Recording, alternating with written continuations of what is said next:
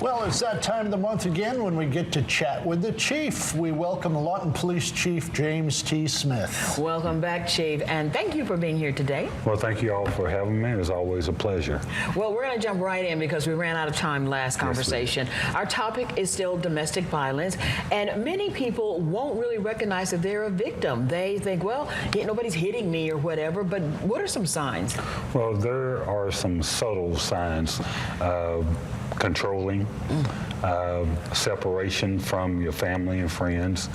You cannot have a bank account. You have to ask for permission to do anything. To go to the store, to spend money. There are subtle things, just that control that before you know it, it can grow until to violence. But normally, it just started out as maybe raising a voice, yelling, controlling, and next thing you know, that person cannot do anything without the permission of their partner. Does the assailant also blame the victim for the behavior? You were provoking me, that kind of thing? And oddly enough, sometimes the victim feel like it is their fault, that they have got this treatment for so long that they all of a sudden realize or think that they're the problem. And if they would clean the house or cook the right food or do what he or she is told, they wouldn't be experiencing these problems. So a lot of times, unfortunately, the victim think it is their fault. When police arrive at a domestic violence call, how do they determine who is the victim? Well, what we look for is the person who is the aggressor. And one of the things we do, we separate the parties, talk to them to see what the issue is, what the problem is. And for 9 times out of 10, that you can determine who the aggressor is. Also, we look for injuries. We look for marks. We look for signs of who the aggressor may be at that particular incident. Might the assailant have marks?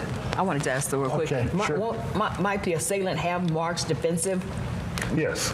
Yes, they may have some marks because a lot of times after a prolonged situation, a lot of times the victim do fight back. What are the consequences of domestic violence? Well, of course, there's always, jail.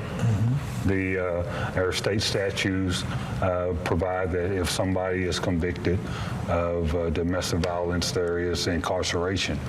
But also, if you back away from that, it tears the family apart.